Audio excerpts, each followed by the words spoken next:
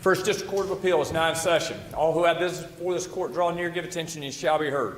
May God save these United States, the great state of Florida, and this honorable court.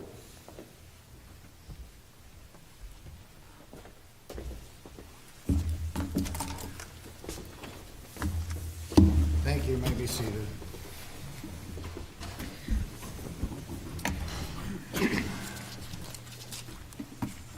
Good morning, and may it please the court. Well, actually, I think that the sheriff has the burden of persuasion in this case. So we will allow the sheriff to proceed first. Very good.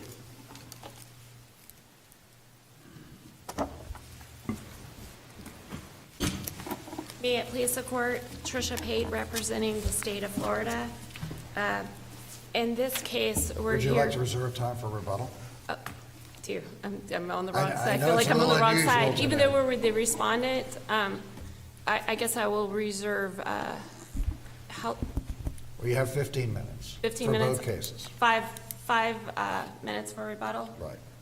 So, we're here before you on a petition for writ of habeas corpus for 2 bond petitions. In both of these cases, they have filed petitions and the challenging the bond amounts that were made. It doesn't appear that they are doing a challenge to our statutes, but just the individual bond amounts. In this case, we have Mr. Keenan, who was arrested he was a habitual driving with license suspended, fleeing and eluding, and burglary of an occupied dwelling. He got into a high-speed chase, abandoned his vehicle, he and his passenger. He ran into a house, hid in there, changed into the homeowner's clothes, tried to bribe the homeowner to say that they were relatives. He was arrested. Is there a detention order in either of these cases? A pretrial detention order? Yes. No, they were both afforded bond. I mean, I don't think they have bonded themselves out. But they were granted They were pretrial granted release. bond. They were, yes. Is So Mr. Keenan is he released? he is not released, but he was afforded bond. His, Same with Ms. Kello, right? and Keller the same way. Yes, she was arrested. She sold fentanyl to an undercover officer, and then a month later accepted delivery of a package containing 33 grams of fentanyl, which is a trafficking amount. In the Keenan case, all of this occurred at first appearance. At first appearance, he testified. The judge first questioned him about whether what his income was to determine if he qualified for the public defender, which he did. He said he made about $400 to $600 a week. He didn't have expenses other than he lived in a hotel from week to week, which ran him about $200. He had an employer who he said his name was James, and he didn't provide a last name. And he sort of testifies that he could afford about $50 bond. He more or less said, and you can look at it, it's on page 20 and 21 of the appendix, is he was asked, can you afford $50? And it's almost like if I get out, I can get $50 because Mr. James owes him about $300 is what he said. So if both of the petitioners were granted release, but they're still being held by the sheriff, and the writs were issued to the sheriff to establish what's the legality of their continued detention, what's the answer to that? If there's not a detention order and they haven't been able to bail out, unless the sheriff's position is that they want to be in jail and they purposefully did not satisfy the conditions of release, what's the legal justification for their continued detention? Well, under our bond statute, we have under 903.046, there's about 13 criteria that the judge is supposed to look at in determining So at least bond. in Kello, it seems like the judge applied some analysis under 903.046, and, you know, there's a discussion of that. It's not in great detail, but I don't think it has to be in great detail. But as a preliminary matter, you know, I'm looking at the 907.041, the pretrial detention and release statute. And, you know, so certainly I think Judge Everett applied the right standard in determining the amount of the bond. But as a preliminary matter, under 907.041, there's a presumption of non-monetary pretrial release unless you're on this list of dangerous crimes. And so there was no determination under 907.041. And basically, if you're not on this list of dangerous crimes, it seems to me that you're entitled to non-monetary pretrial release unless the court finds that there are no conditions of release that can reasonably protect the community from risk or ensure the presence of the accused at trial. And I think that step seems to was skipped.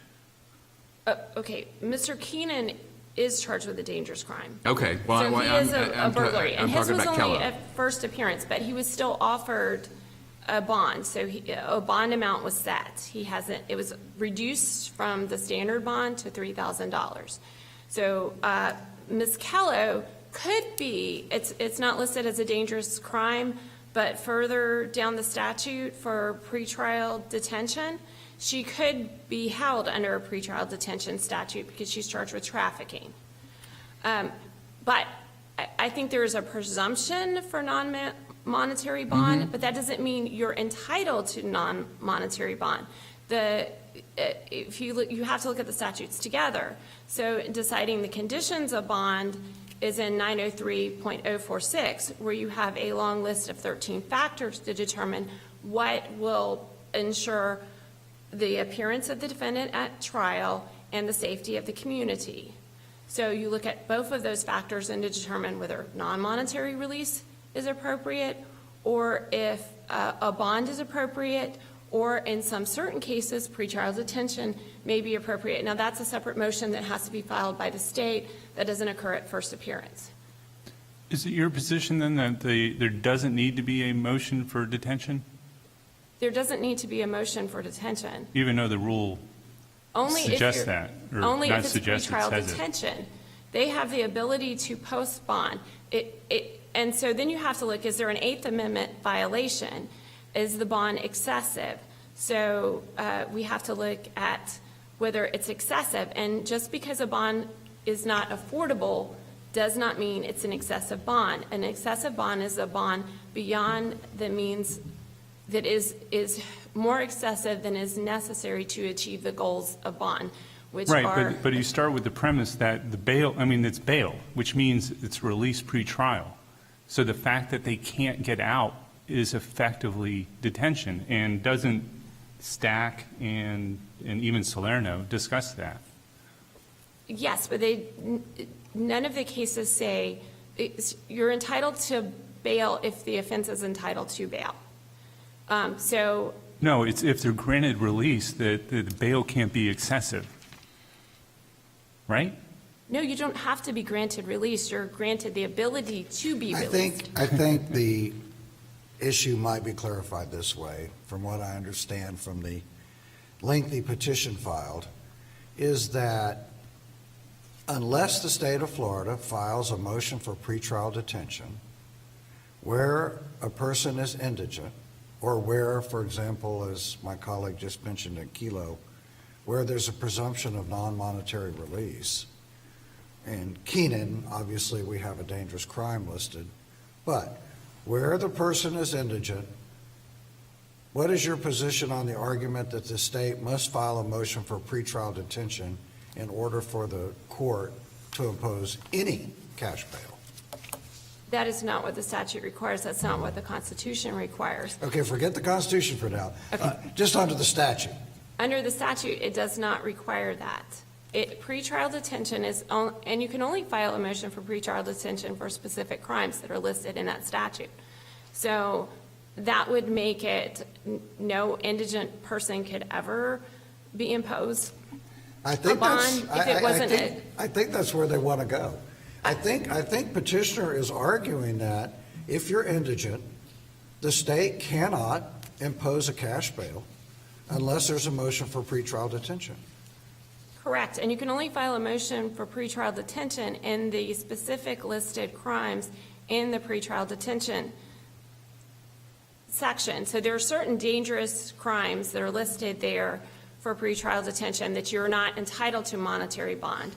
Then there are a few other crimes that they have listed, but you cannot file a motion for pretrial detention in every crime. It is only the listed crimes.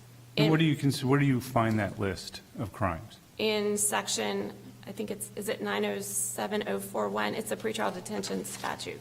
Right, but are you saying it's just 4A, or would you include A or- 4C as well? For C as well, but that's not every crime Sure, committed in Florida. So if but it you does have- cover both of these cases. It would cover both of these cases, Sure. but not every case. And they haven't facially challenged our statute. They haven't they haven't challenged the statute or preserved any constitutional challenge to the statutes themselves. So if you said you have to file a motion for pretrial detention, and if a person is indigent, then you are mandating ROR on all the non-dangerous felonies or crimes that are not listed in 041. Well, I'm not sure their argument is you're mandating an ROR as it is accepting certain crimes if you're indigent or near indigent, that the state cannot impose a cash bail unless there's a motion for a pretrial detention. Correct, but you can't file a motion for pretrial detention unless it's a crime I think listed. their argument's going to be that's the state's problem. Yeah. That under the statute, I guess, in leading back to your constitutional response, under the statute, you have to file the motion for pretrial detention if a person is indigent. And I guess that brings into play, I think they make a due process and an Eighth Amendment argument. So you might want to respond briefly to that. Well, under the Eighth Amendment, which substantive due process, and if we'd had more time, I think we could have filed a better response, but we only had 2 days. I understand. You have to look for substantive due process if there's a specific statute or a specific constitutional provision in place, then you look at that. So you would look at the Eighth Amendment. And the case law has been very, very clear with the Eighth Amendment that unaffordability is not excessive. So the sheer fact that it is unaffordable to this particular defendant does not make it a violation of the Eighth Amendment. All right, well, if I'm reading my clock correctly, I think you have about 4 minutes left for rebuttal. Okay. I'm sorry? Is it 30 minutes aside? Because we're doing all the cases at once. Well, I stand corrected. I believe it is going to be a 30-minute per side argument. I apologize. So, I reserve 10 minutes for rebuttal then. well, I think you have, I have, Madam Clerk, how much time is the sheriff have remaining? You have almost 19 minutes remaining. okay. So the case law is very clear in Florida. So you would have to go en banc if you're going to hold that mere statement of unaffordability is a excessive bond, because you've held that in, I think it's McAfee, and there's a Dyson case. So you would have to take that decision en banc. This panel cannot make that decision because you've already held. And also, the court is not required to accept the defendant's statements that their word alone that the bond is unaffordable. Yeah, I was going to ask about this, and I'm not sure which way that cuts. There was no finding by the trial court that $50 was the most that at least Mr. Kello could afford. So you're saying that works in the state's favor? There was no finding of unaffordability? Well, in both of the cases, Keenan, they made no finding about that. In Kello, the judge said, I find that is, according to what she proffered, that is all she can afford. So that is not necessarily a finding that it's all that she can afford. But our statute, the 903046, is a very comprehensive statute. And the third DCA has ruled if you don't look at all the criteria, then if you just look at affordability and not all the criteria in the statute, then you've just rendered the rest of the statute meaningless. If those are irrelevant to the decision, and it's only based on affordability. But if we look at Ms. Kello, and it's not clear, I don't know what she has or all that. All she did was proffer that I have $300 in savings, and I have a friend that can come up with about $300. But we also look. She also signed the pretrial statement, or the pretrial assessment, along with the pretrial services officer. Right. But she also It's more than a proffer, that's actually a statement. She's selling fentanyl to undercover officers. She's trafficking in fentanyl. She's very familiar with the co-defendant's operation, where they're using encrypted texts or messaging that self-destructs. They're paying in cryptocurrency. So if someone is a fentanyl trafficker, they're probably not going to have a legitimate income base. You don't get a W-2 for fentanyl, so you may not have proof of your illegal gains, but that money you have access, and that's something that the legislature is requiring the judge to consider, where the money comes from, and they're very concerned about trafficking, and I think under our statute it's very comprehensive, so you may be short on one factor, you may not have a lot of affordability, but what if you brought in a lot of friends and family members, not just to testify that you're a good person, but I am accepting responsibility for this. You bring in your Do they coach, your have to employee. accept responsibility in order to get pretrial release under the Constitution, which is guaranteed? You're not guaranteed release under the Constitution. You're Well, you're guaranteed that- release on reasonable conditions, actually, unless there's no set of conditions that can be set to assure appearance. You're guaranteed on bail when bail is available.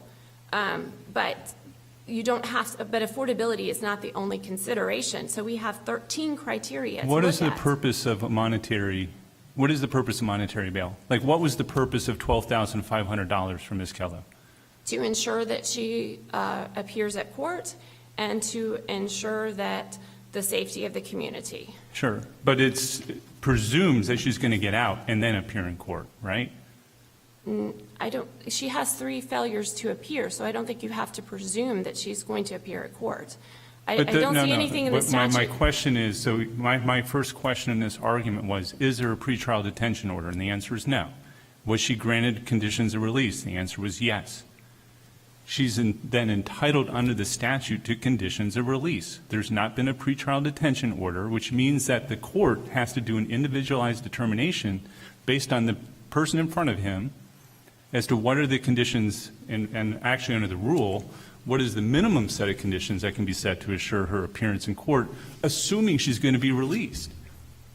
In other words, if the judge knows that the condition that the monetary bail I'm setting is going to assure that she's not getting out, that's not release, is it not?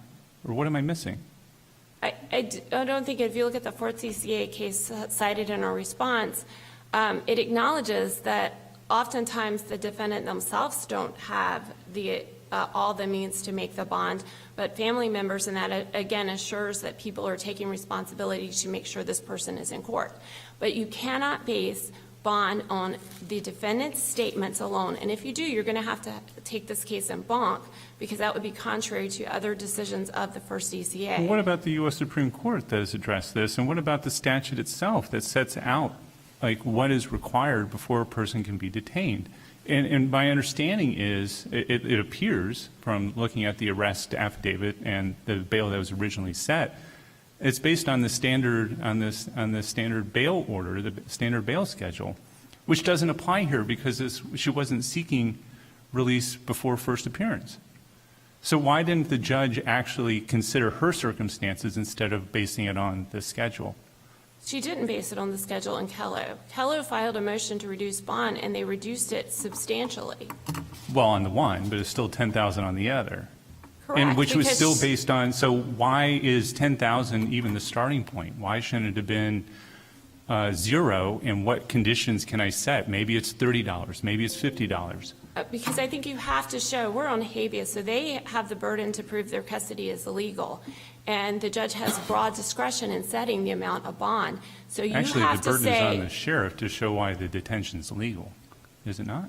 no, they have filed a petition for extraordinary writ, so the Right, burden we is. issued that writ. So now the sheriff is here to justify the detention. Well, you still have to show that the custody is illegal, and the judge has broad discretion in determining the amount of bond, and you have to show that the discretion was abused. And in Wait, this case, why, how do you square that with the Florida Supreme Court's decisions from, and this was cited in the writ, from decades ago, talking about what the writ is, which is the only inquiry is whether the detention's legal. but the detention would This is only not a be, review writ, in other words. the detention would be legal if the judge grossly abused their discretion. So if the judge said, I don't care about 9034046, in fentanyl cases and trafficking cases, I'm always going to impose a $100,000 bail. Let me ask a couple questions this way. In Keenan, the trial court stated affordability was not my only consideration. That was kind of the closest I think I see to an articulation of the court's rationale. So I think the argument here is that under the statute and the Constitution, that if a person is indigent, if they cannot post a cash bail, the state cannot, in fact, the petitioner concedes this, the state cannot detain the person unless there's a motion for a pretrial detention and an order finding that only through detention can the community be protected and appearance assured. That's the argument, and the petitioner goes at length to assure the court that they're not asserting that there could not have been a pretrial detention hearing here. Now, I understand that requires a separate motion, and it requires additional work by the state attorney. But what do you say to that? In other words, the defendant says, Judge, I cannot post, and essentially in Keenan, that's what they're saying, I cannot post a cash bail. I mean, $50 is de minimis. I cannot post a cash bail. And the judge says, well, I'm going to impose a cash bail anyway. That way you will be detained. Isn't that improper under the incorrect under the statute? If you're imposing bond for strictly punishment, yes, but I don't think that's what they're doing, and that's not what we have. And if you find that you can only impose a cash bond for indigence based on a pretrial detention, then you've totally eliminated the meaning of Section 903-046. That statute is now absolutely meaningless. There's a third DCA case that's cited in our response. Tell us again why that would render the statute meaningless. Because those considerations are irrelevant now to the conditions of bond because you must file pretrial detention. There's no need to consider anything other than affordability. So the 13 criteria that are listed there for the court to consider, and then I think you have to read the statutes together. We have two different statutes, and pretrial detention, the state does not have the ability to file a motion for pretrial detention. And I don't want to speak for the petitioner, of course, but I think what their argument is that, okay, under 903-046 and 907-041, the judge, I assume they would concede this, the judge might have the authority to say, I'm looking at all these criteria, and I see here that you're a danger to the community looking at all these criteria, and the only way I can assure your appearance and protect the community is to detain you.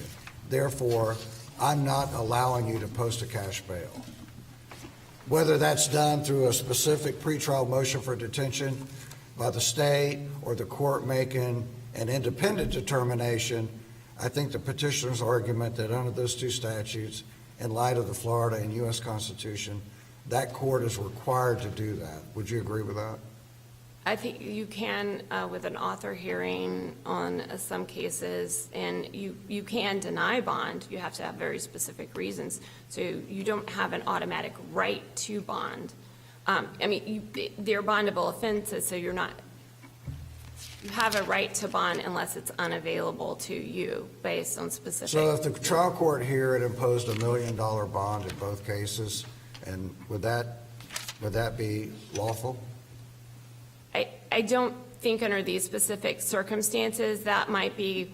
I think it would be kind of equivalent to we had the whole argument about de facto life sentences and stuff, and what is that, and the specific numbers may be, not determinable, but like a $100-year sentence is obviously a de facto life sentence, so we can quibble about the years. So there may be some things where it's so excessive that it is a abuse of discretion, but Well, when we're I mean- quibbling about a couple $1,000s, I don't think it is. I'm eating into your rebuttal time, but I think essentially their overarching logic is whether it's a $3,000 bond in Keenan or $1 million bond, it makes no difference because I can't post a cash bond. But- You might want to address that on rebuttal. Okay, thank you. Well, I'm sorry, but on that, though, there is, based at least in Kello, I guess you can step back up to the podium. and based on the facts as they've been presented, so she has assets of $300, let's say. So she's got $300 in play. There is bail that could have been set that would have assured her release. So, 903045 talks about criminal surety bail bonds and what that is. So if the judge wants her to appear in court and wants someone else to take responsibility and have a personal undertaking to make sure she appears in court, well, you could set a $3,000 bail, and she'd have to put up 10%, and you'd have a bail bond that would cover the rest and be on the hook to assure her that she comes in. So why not have that consideration? Well, okay, when she filed a motion to reduce her bond, she could have presented documents to show exactly how much she had. I mean, she has a job at She Hardee's. did. It's in the record. It's in the appendix how much she has. We only have a pretrial detention order. She could have presented a W-2. She could have, she has a job at Hardee's. So, she could have presented more proof. Again, you don't have to take the defendant's statements as, the judge is allowed to weigh that. She could have presented witnesses to come in and testify that I will assure she's here, this is how she has. She chose just to present her own testimony, and what you're saying is the judge has to accept her word as unaffordability and then has to grant her a bond as to the amount she says, and that's nowhere in the laws of Florida. There's no case law to support that. It's not in the Constitution, it's not in the statutes. So I think you're finding that the judge has to accept the defendant's statements as to what they can afford. When the as state what they does can afford. nothing to contradict that, The why not? state doesn't, credibility is a decision made by the fact finder. So the fact finder can decide that or not. I'll save the rest of my time for rebuttal.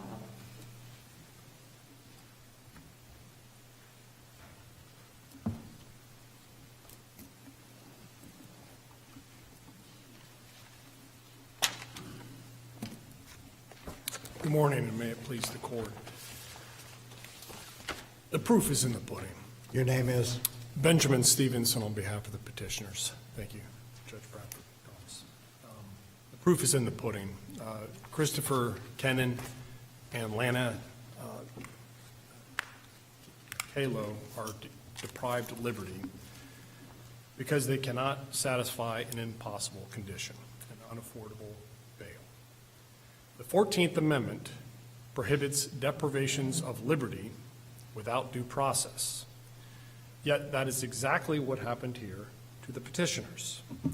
When they credibly testified without rebuttal, So your argument is that if the defendant states, I have only $50 for bail, or zero for that matter, the logic would be the same, I think, under your argument.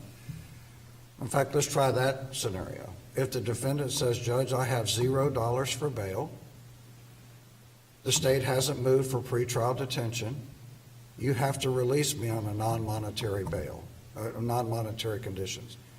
Is that correct? no. Okay. What happens in that situation? Let's take Keenan's facts. Keenan appears in court and says, which essentially is what he said, I have $0 for bail, because your logic would apply to that. I have $0 for bail. The state has not filed a motion for pretrial detention. I'm entitled to a non-monetary release. Is that correct?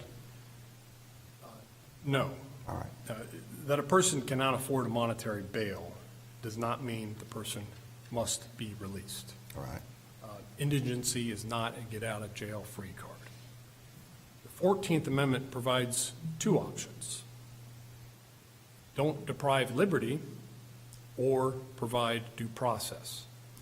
Here, the monetary bails affected a de facto detention order. That's what I just asked. The defendant comes to court for the bond hearing and says, I have no money for release. I'm indigent. Whether it's $50 or $10, essentially your argument is, I understand it, is if a defendant states, I have no money for release, the state has not moved for pretrial detention under 907-041, you, judge, you're not making an independent determination that that I must be pretrial detained, that the judge must release the defendant on non-monetary conditions. That, you just said that, right? I think, no, and I think All right. maybe I could give you some explanation here, and I think this is probably a bit of the colloquy earlier. Essentially, there are two avenues to detention. We have a state statute, the pretrial detention statute, 907-041, that permits the state at its election to move for pretrial detention for various reasons. That's the first one. The second one would be when the monetary bail or another impossible condition is affecting detention. In that circumstance, the judge would then proceed, unless they're going to change the monetary bail to something that is affordable, a release order that is actually affecting release. Unless the judge does that, then the judge must consider whether the detention is essential, whether it is necessary. And this is where the strict scrutiny comes in. So it's not simply if you're indigent and you cannot afford a monetary bail, you're automatically released. Okay, that's helpful to some extent. So let's say in Keenan, to apply it to the real world here, then your argument is, as I understand it, the judge had to look at 903-046, which the state seems to rely on, and say, all right, well, the state hasn't filed a motion for pretrial detention. I'm looking at 903-046 and these 13 criteria, and it's my determination, because there's burglary of an occupied conveyance here, you've got some failures to appear, et cetera, that no non-monetary conditions will protect the public. Therefore, I'm going to enter an order based on these 13 criteria that you can't be released at all pending trial. No. The statutory criteria, I think, is focused on the conditions of release, meaning when you're going to release someone, how do you figure out those conditions? It's the due process clause that provides the questions and the constitutional standards for when you can deprive someone. Thus, the state, in that circumstance, the court and the state would not be looking to statutory authority or statutory list of factors to consider what is a reasonable bail when the person will be released. Instead, the court should insist that the prosecutor explain why the monetary bail that is unaffordable is essential. And why can't we reduce the amount? Maybe a lesser amount that is affordable would also work. Or why can't we do something else? Why can't we impose non-monetary conditions? For example, pretrial supervision, curfew, employment requirements, or GPS, that alongside an affordable amount would accomplish the same purpose. So Is there a that, Please. Well, just real quickly, is there a cost to any of these alternatives, GPS monitoring to the defendant? Sometimes there is. And so what do you do with an indigent defendant like Mr. Keenan, who can't afford can only afford, by his testimony, $50 in bail? Will any of these other alternatives, again, given the fact that he was charged with a dangerous crime, so this is not, I violated curfew or something like that, how would any of those alternatives be workable for Mr. Keenan? Yeah, generally, trial courts are letting costs accrue. Meaning even if you can't afford the cost of, let's say, a GPS, you can be subject to GPS, and the state then provides the GPS at no charge initially. Obviously, they would have a judgment and credit towards money and be able to later recoup that money for the costs of supervision. Do you agree that under 907.041, at least for Mr. Keenan, the trial court had to impose some monetary amount at first appearance? I don't read the statute that way, no. It says, "No person charged with a dangerous crime shall be granted non-monetary pretrial release at a first appearance hearing. I believe, is there not an unless? However, the court shall retain the discretion to release an accused on electronic monitoring or on recognizant bond if the findings of the record of facts and circumstances warrant such a release." The court retains the discretion, but is that discretion required in all circumstances? No, I don't believe it is. Right. So the question there is, and I think inherently, I think the struggle with this case is that we have been viewing bond determinations, bail determinations, through the lens of excessiveness, using the Eighth Amendment as our guide. And their bail release conditions shall not be excessive. But here, we don't have a release condition. We have effectively a de facto order of detention. But you do have a release condition. I just asked the sheriff, is there a detention order? The answer is no. Were both petitioners granted conditions of release? The answer is yes. So there are conditions of release granted in both cases.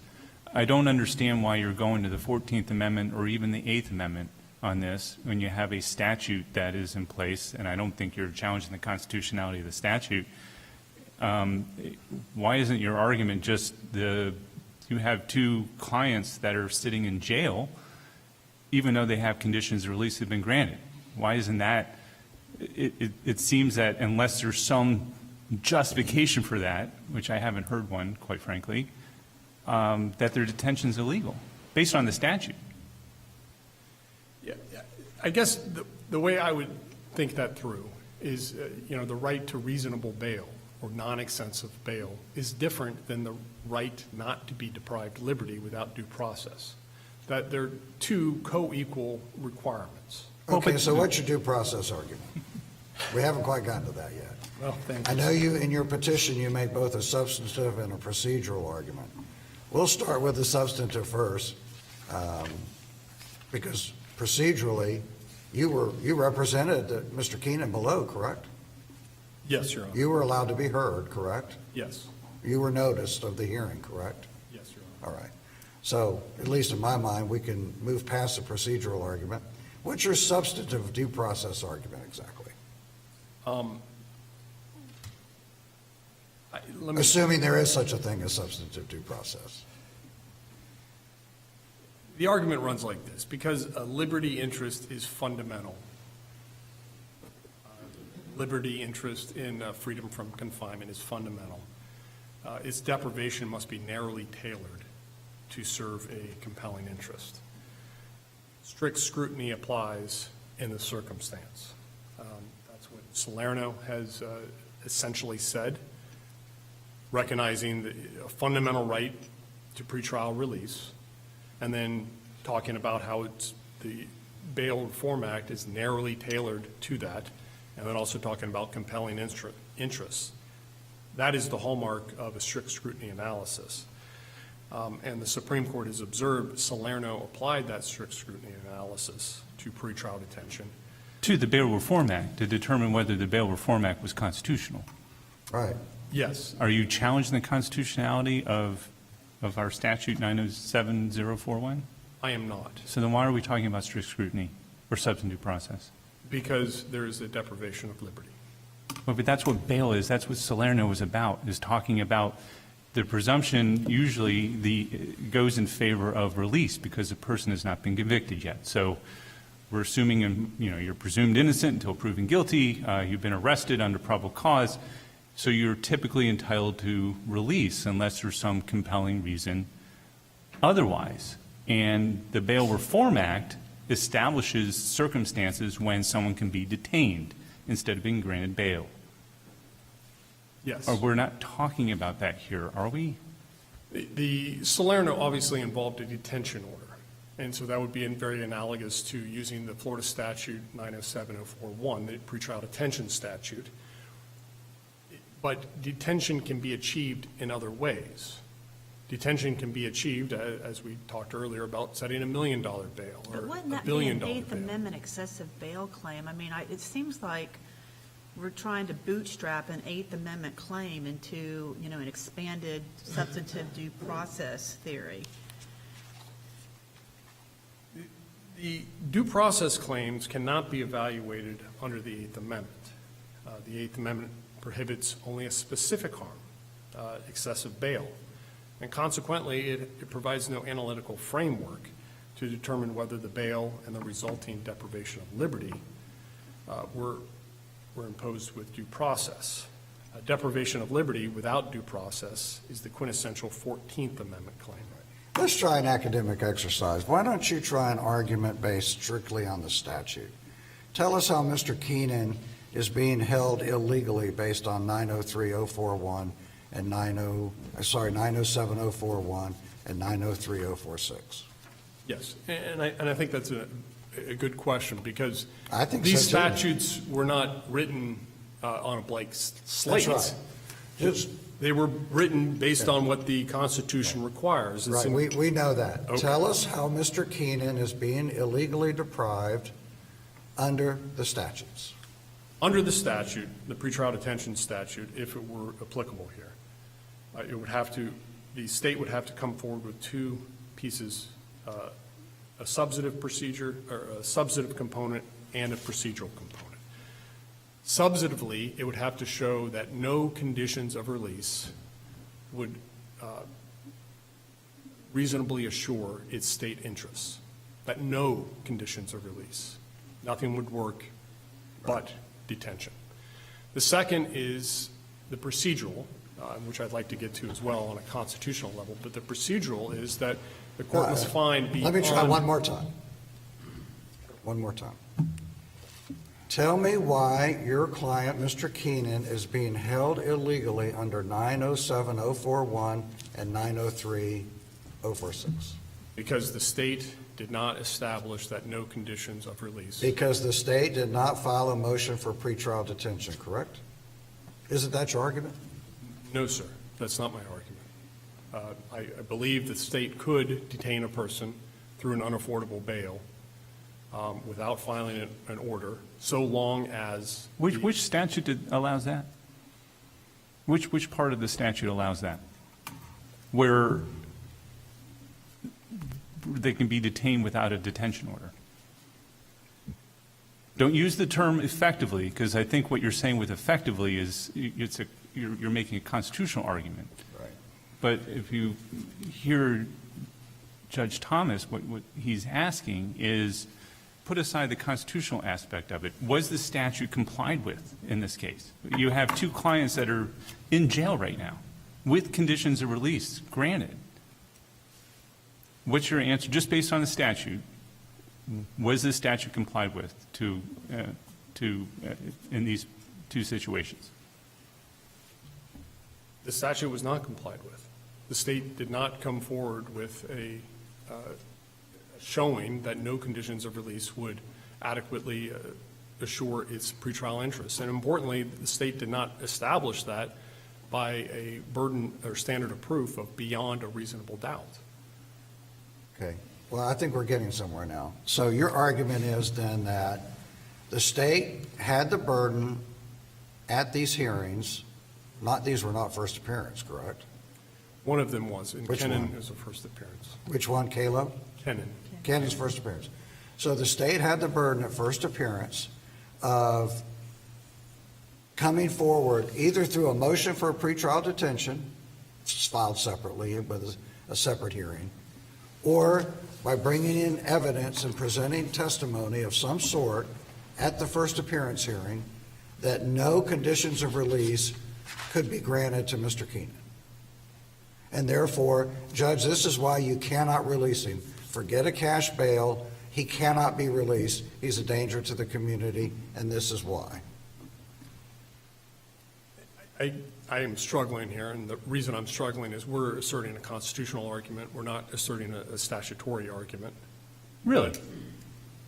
Yes. So you're abandoning a statutory argument?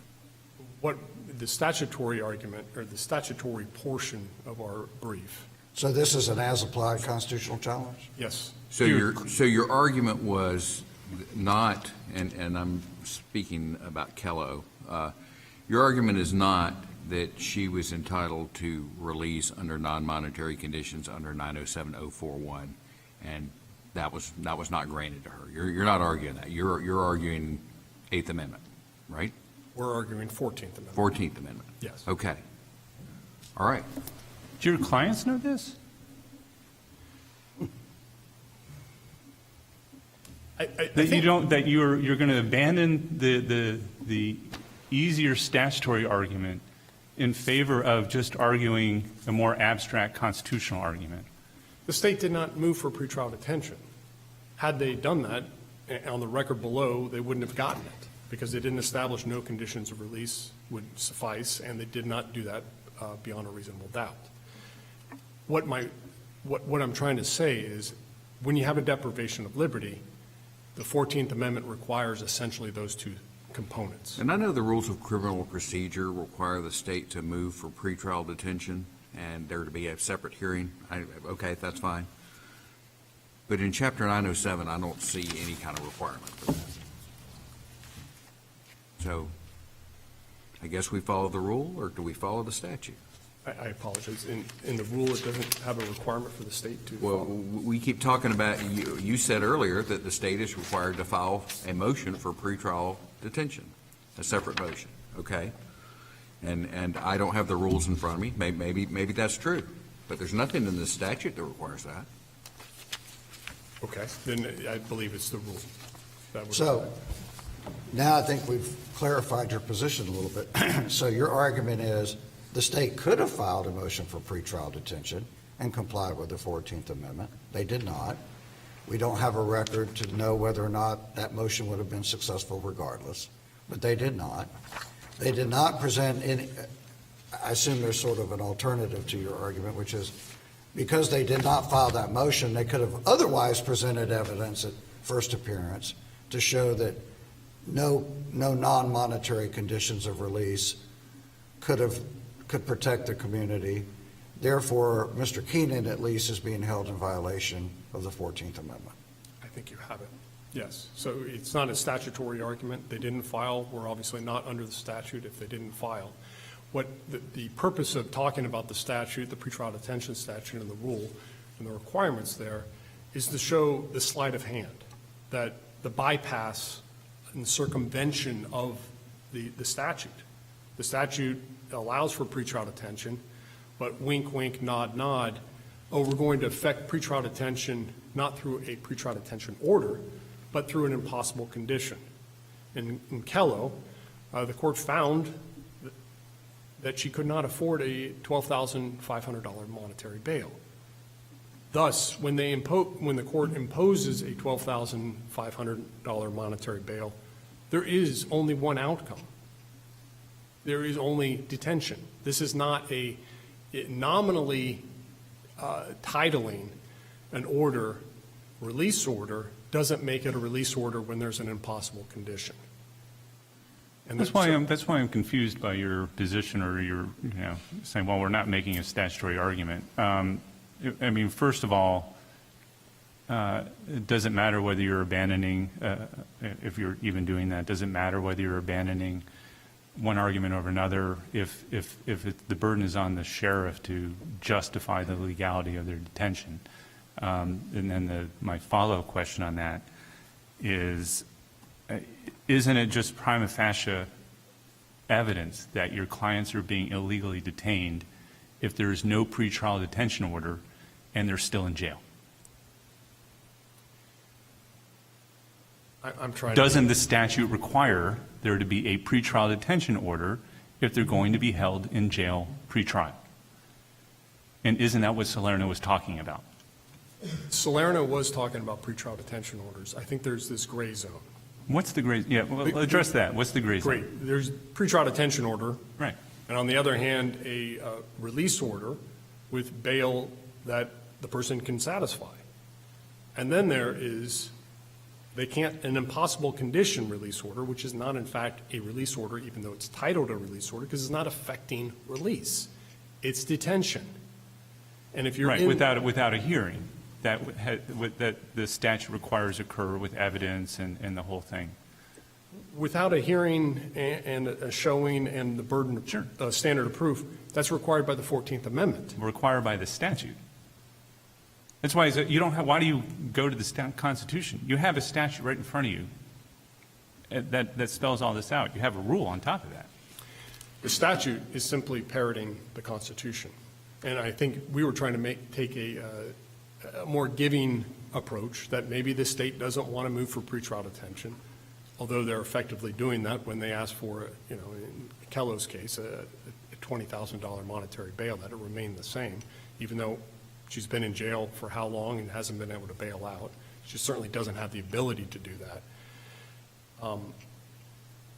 I guess the reason we're thinking the reason this lies on the constitutional side is because it's not clearly implicated on the statutory side. Meaning, this court could say they don't have a duty to move for pretrial detention under the statute. They can simply wink, wink, oh, we're going to ask for an impossible condition, an unaffordable bail. In that sense, they're not getting a detention order, but they're getting a de facto detention order. They're achieving the same outcome without the procedural and substantive hurdles that are in the statute.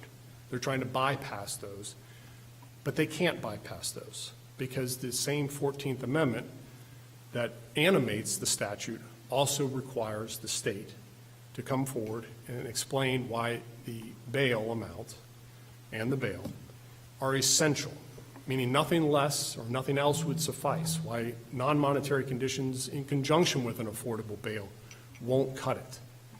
And they're required to do so by clear and convincing evidence. When a deprivation of liberty is on the line, which is far more than money, the Supreme Court routinely, and I look to Santosky collecting the cases showing that clear and convincing evidence, is the standard of proof that is required for a liberty deprivation, as is here.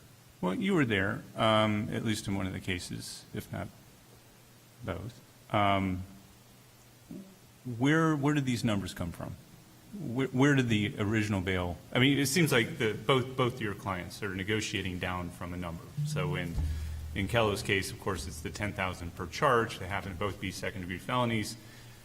Purely coincidental, I'm sure. That's what the standard bail schedule for Leon County sets for second-degree felonies, is $10,000 per charge. Is that the origin of these amounts in both cases, and is that problematic given the fact that the administrative order has nothing to do with post-first appearance bail settings? It is or post-first appearance bail settings. It is problematic. Courts. Can you address that? Courts considering bail should do so with an individualized determination. So using a bail schedule simply runs afoul of an individualized determination. So there's a bill before the legislature right now that would require the Supreme Court to set a statewide bail schedule. Yes, and let me explain that. Bail schedules apply before first appearance. Okay. So what I'm talking about is what happens at first appearance. Okay, so Judges- that only helps you, the bail schedule is what the pretrial release officer is supposed to reference when they're deciding what to do with you before you have first appearance. That's correct. But at Judge first Roberts. appearance, you're saying that the judge should take all these individual factors under consideration and not look at the schedule. That's correct. Okay. Back to your constitutional amendment briefly. So Judge Ray noted that the statute says at first appearance, in Keenan's case, if you're charged with a dangerous crime, you shall not be released on non-monetary conditions. They complied with the statute. You apparently seem to think that they complied with the statute in Keenan's case, by imposing a monetary bail. Is it your argument that you haven't made that that provision is unconstitutional? We do not have a facial attack against that Okay. provision. So the state can have a statute that says, if you're charged with a dangerous crime, at first appearance, you shall not be released on non-monetary conditions.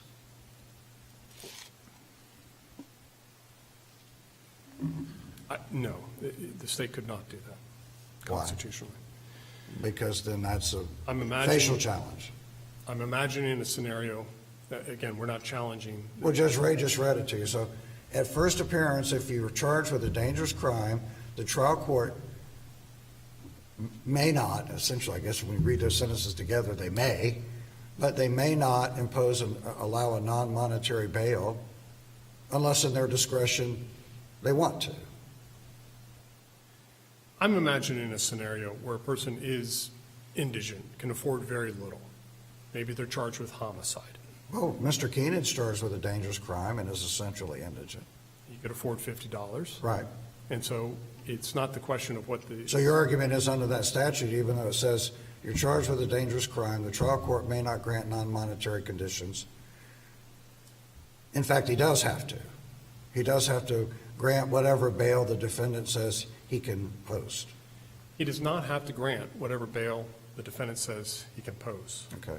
In both cases, there was credible evidence, uncontradicted, I unrebutted. understand. I understand. So in Keenan's case, isn't it your argument that he must have taken him at his word, which is fine, and allowed a $500 surety bond or a $50 cash bail? The court had to do that under the Constitution. No, sir. The 14th Amendment provides two options. Don't deprive liberty or provide due process. They could have, a $3,000 monetary bail would not offend the 14th Amendment in Keenan's case if the state had come forward and explained why the $3,000 was essential and that other bail forms, non-monetary conditions in conjunction with an affordable amount, would not also reasonably suffice. But if he can't then afford it, then that's essentially asking for detention, right? And in which case, the state would be obligated to establish, look, we think the minimum amount, like there's no other amount in the universe that will assure the appearance in court of this person. So it's got to be $3,000 or bust, and this person can't afford the $3,000. That's effectively, so there's no reasonable conditions that can be set to assure their appearance in court and protect the public. Is that? That's entirely correct. But that would be in the context of a motion for pretrial detention at that point, no? I guess I would, on page 23 of our petition, we cite to Westbrook, and that was a case where the Fifth Circuit said that when there are no available conditions in this circumstance, because it's an impossible condition that the person cannot meet, when there are no available conditions, may I continue? Yes, you can briefly finish. When there are no available conditions, then the court should proceed as a pretrial detention order, meaning they should follow the pretrial detention statute in that circumstance and effectively provide the substantive and procedural requirements that would justify detention. Thank you. Thank you.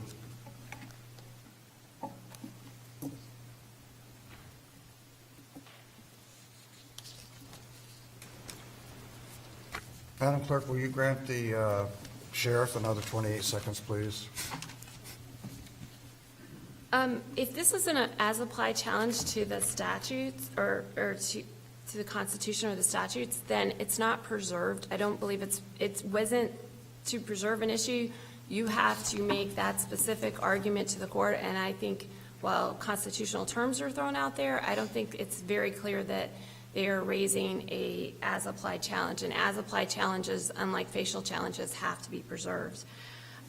Were there individualized determinations in both cases as to the monetary amount for The monetary for amount, these petitioners? They reduced the standard bond in both cases. One was Based on what? Let's start with not the reduction in Kello's case, but what's the individualized determination for Kello as to why $20,000 was appropriate? I think $20,000, we don't have the first appearance hearing in Kello, so we only have the motion, they filed a motion to reduce bond in Kello, and so we only have that transcript. I don't know what occurred at first appearance. I think $20,000 was the standard bond. In both of those cases, there were individualized decisions. The prosecutor listed all the criminal histories of both. Both of the defendants had Yeah, but how failures does to appear. $12,500 or $20,000 or whatever monetary amount, how does that stop a defendant from going out and committing another crime? That is for then there's no reason for bond. We either release them or not. No, that's not correct. Determine There are other conditions of bail that can be set to protect the public. The money is to assure their appearance in court. But we've had bail, we've allowed people to post bail for years. They determine the money. They determine all of these factors. I'd also like to point out too, with the substantive due process, and I'll file a supplemental authority, but there's a more specific provision. So substantive due process is a claim that's not used lightly, and if there's another specific provision, then you look at that. So that would be the Eighth Amendment. So then we're looking at excessive bail. And just because it's unaffordable, that does not violate the Eighth Amendment. Can I read you a sentence from Stack, though, and you can then respond on this idea of affordability? So the U.S. Supreme Court says, bail set at a figure higher than an amount reasonably calculated to fulfill this purpose, which is to assure their appearance in court, is excessive under the Eighth Amendment. Correct. But that's not just the whole purpose, assurance. So it's not based strictly and solely on financial resources. It can be based on a multitude of factors. The dicing, there is a case cited in our brief, and I can't remember which one it was, that affordability, just because it's affordable doesn't mean it's not excessive too. It could go both ways. You could be a millionaire, you're charged with possession of cocaine, and we make $1 billion bond. That's excessive, even though they have financial resources, or even $100,000 bond for a third-degree felony. That might be excessive for that person. But why isn't the reasonable calculation, so you have a person like Ms. Kello, that the only record evidence or whatever that we have, financial statement, the statement she makes in court, is that she has $300, and maybe she has a friend that can put another $300 up. So let's just say it's even $600. Why can't the court determine, or why isn't it more appropriate and not excessive for the court to say, okay, I'm going to set bail at $6,000 because you can post $600, and I'm going to get that means you're going to go get a surety bail bondsman who's also going to be on the hook and is going to, go out. If you don't show up, he's going to go track you down and bring you back into court so that the bond is not as cheated. Why isn't that the assessment that's supposed to happen as opposed to this sort of perfunctory, okay, we look at the schedule and maybe I'll reduce it by a few thousand, but to heck with it. If you can't make it, you're going to sit in jail pre-trial. Because you have to show, because there is no the statute doesn't say for this person you get that, or it's a discretionary decision. So you have to show an abuse of discretion.